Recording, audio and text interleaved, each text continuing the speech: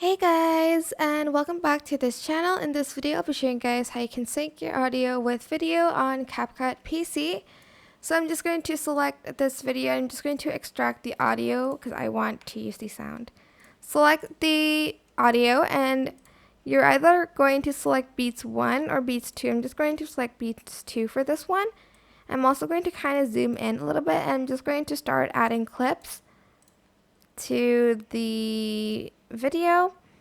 To the timeline. I'm just going to delete like the right side and I'm going to add like another one and I'm going to delete that and I'm just going to add another one and you're just going to continue adding some videos here and syncing them to the song.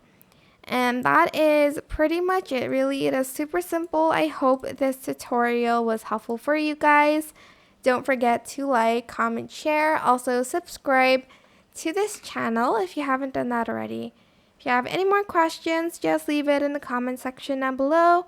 And I will try my best to answer them all for you guys. And if you found this video helpful, please click the thanks button above the description box down below.